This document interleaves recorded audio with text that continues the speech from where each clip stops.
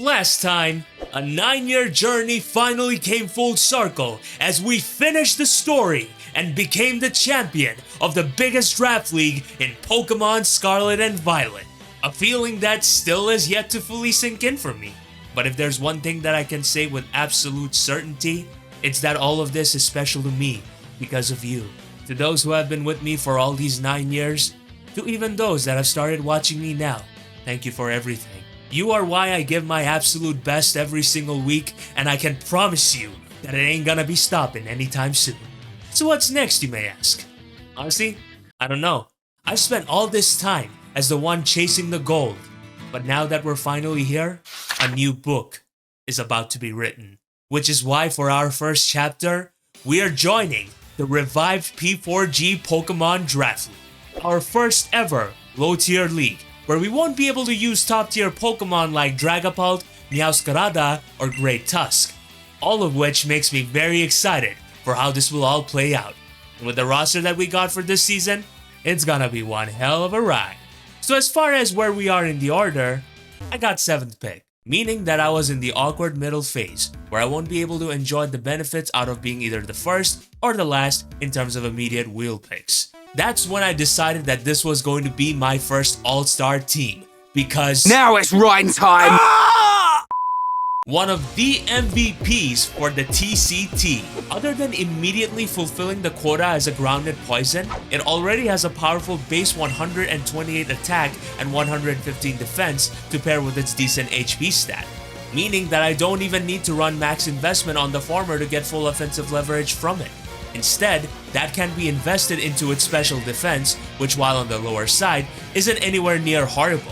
For God's sake, this Pokemon after one bulk up took a crit Flare Blitz from a Hisuian Arcanine into an Air Slash from a Tornadus Therian. When you combine that with its two great abilities in Toxic Chain and Guard Dog, yeah. You can't have a rainbow without Ryan, baby! Now, as much as it's Ryan time all the time, he ain't the fastest dog around. And because of this, he needs another Pokemon to scare out his revenge killers and give him the free switch-ins to cause chaos. Well, if you have been paying attention to my skits, you will now know that they were not without reason. Because... Wait, what?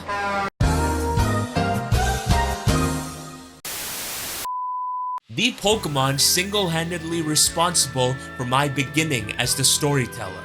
There's no emotion that this bird hasn't made me feel.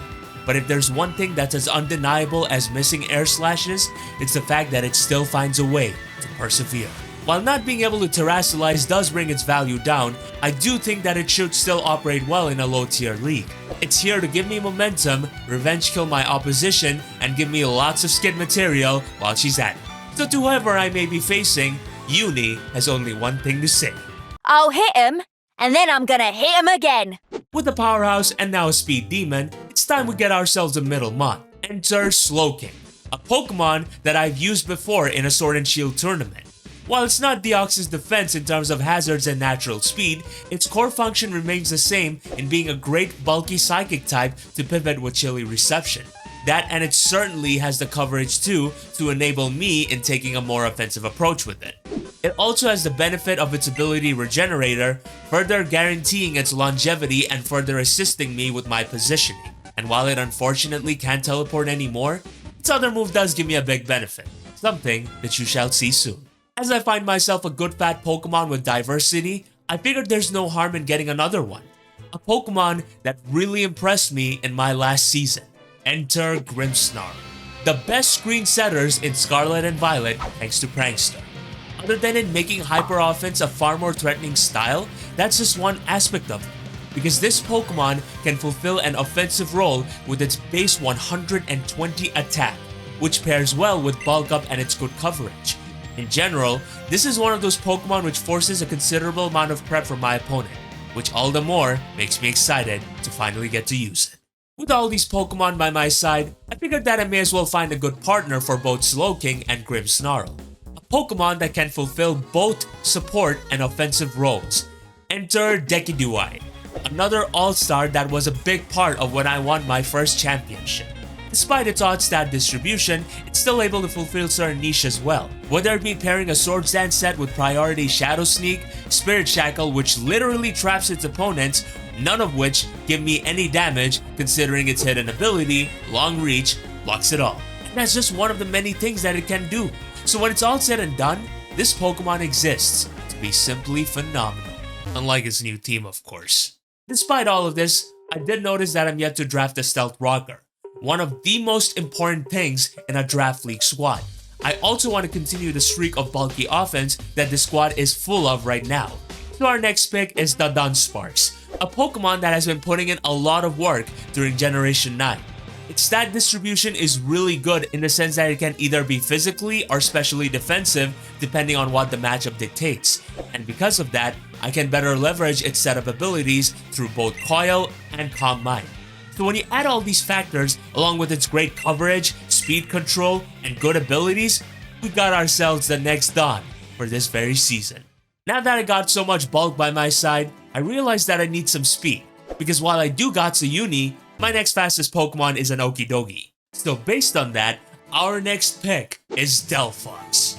Thanks to its many buffs in Nasty Plot, Focus Blast, and Stored Power, all of which it leverages with its great base 104 speed, it fits the mold as a Pokemon that can come in and inflict instant damage against my opponents. It also has a really cool hidden ability in Magician, which depending on my strategy, can be leveraged in taking an item away from my opponent and give me a greater advantage, making me very excited to use it for the first time ever. Things are coming together well so far, but I noticed that I was lacking a few things, one of them being a second rocker as well as a good ground type Pokemon.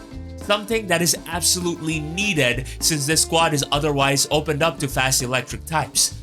Luckily, I saw another Don make exceptional use of this beast and make it a kill leader, as our next pick is Sandaconda, an amazing physical wall that can set up rocks, fulfill speed control with Glare, and most importantly, be one of the most threatening win conditions with Coil and Rest, which becomes even more effective when you consider its ability, Shed Skin. Basically, it's one of those Pokemon that if not effectively handled, can snowball out of control, which is exactly what we love to see. With two great rockers that have far more to offer on the table, I figured that now would be a good time to finish my Fairy Steel Dragon Core. And while we're at it, give a good partner for chilly reception Slowking. Enter Alolan Sandslash, a Pokemon that ticks so many boxes, it's not even funny. Stealth Rock and Spikes? Check. Rapid Spin for hazard removal? Check. Great offensive coverage in Steel and Ice? Also check. An amazing late game win condition thanks to its ability Slush Rush, which always doubles its speed under snow. Not to mention the extra physical bulk it attains from said snow, which I think makes it a very valuable late pick from the Thunderclap Titans. As we reach the end, we need 2 Terra Captains. Just like in the last seasons, we are now allowed to terrestrialize low-tier Pokemon, which for the specific leagues essentially counts as babies. What about babies? You guys got any babies? As I noticed my team still being on the slower side, I decided to patch that up somewhat with my next pick, Terra Haunter.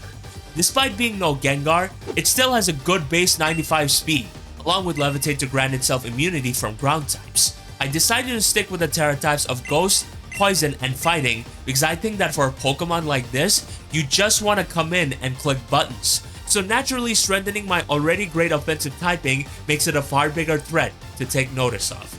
Terra Fighting is there to better take down Steels. To wrap this up, it's about time that we got ourselves a dragon, for which I traveled across the land, searching far and wide to find one and the power that it had inside. And let me tell you now that it is not one without bite. Enter Diplin. With Terra types of Dragon, Steel, and Fairy, it's here to be a final supportive piece that can fill in whatever hole I might have, depending on the matchup. And also, through its ability Sticky Hold, I am guaranteed to always keep possession of my Eviolite, thereby greatly elevating its value. So yeah, that's what I'm using throughout this season. If you enjoyed this, please do drop a like and subscribe as I'm on my way to 10,000 subscribers by the end of this year, and I can only do that through all of your support. A huge shout outs and thanks go to my dear friend Addison, who helped me with this from start to finish, as well as Pieman for further spitballing. I'm excited to see what future stories are ahead to be told, because as another great man once said, when one good story ends, an even better one begins.